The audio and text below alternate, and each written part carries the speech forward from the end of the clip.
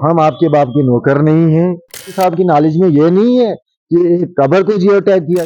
देखिए, सबसे पहले हम आपका जितने भी यहाँ मीडिया से आए हुए उनका शुक्रिया अदा करते हैं। हमारा मसला ये है कि हमने ब्लॉक गढ़ पंचायत कोटी को में एक आरटीआई डाली हुई थी। उसके बाद 1 महीने तक वहाँ कोई जवाब नहीं मिल रहा हमें। 1 महीने के बाद हमने फर्स्ट अपील डाली। आज की डेट में हमें बुलाया गया था एसीडी ऑफिस।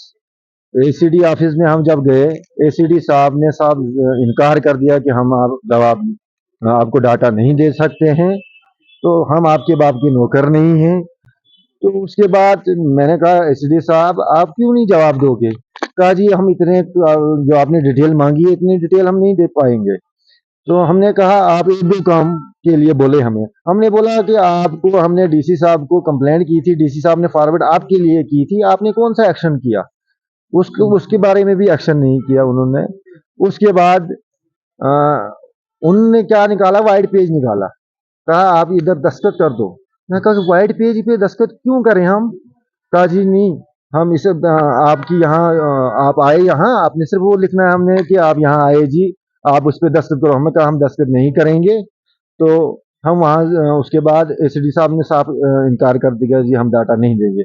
इससे साफ जाहिर होता है कि वो कहीं न कहीं अपने डिपार्टमेंट को बचा रहे हैं, चाहे वो जेईज हो, चाहे सेक्रेटरी हो, चाहे ये जीआरएस हो, जितने भी मुलाजिम वो चाहता है वो बचाए।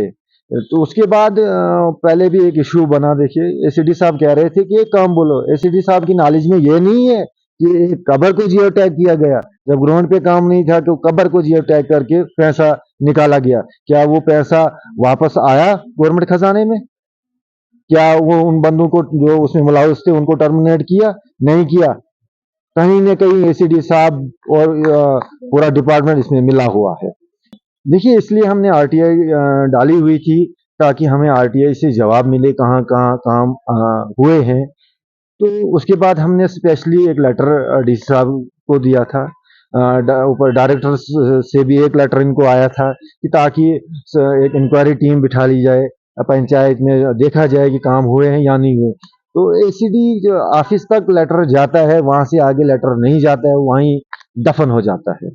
देखिए, हमारी डिप्टी कमिश्नर डोडा साहब से यही गुहार रहेगी, एलजी इंतजामिया से, हुकूमत से, ताकि इस मसले को देखा जाए कि ये इंफॉर्मेशन अगर एक्ट ये बना हुआ है, लागू हुआ है 2005 से, तो क्यों नहीं जवाब दिया जा रहा है?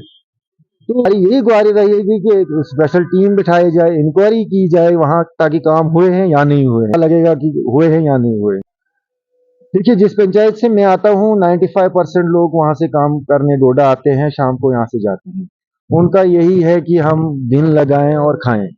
उनको जो काम आते हैं वो दिखते नहीं है, उनको डोडा आना पड़ता है काम करने के लिए।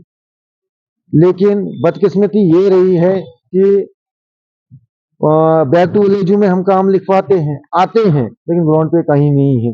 इसलिए हमने इंफॉर्मेशन मांगी थी, लेटर दिया, कंप्लेंट की थी डीसी साहब को कि ताकि आप टीम बनाओ, यहाँ आओ, चेक करो हुए हैं या नहीं हुए हैं। लेकिन एसीडी साहब ने साफ इनकार कर दिया कि मैं इंफॉर्मेशन नहीं दे सकता हूँ।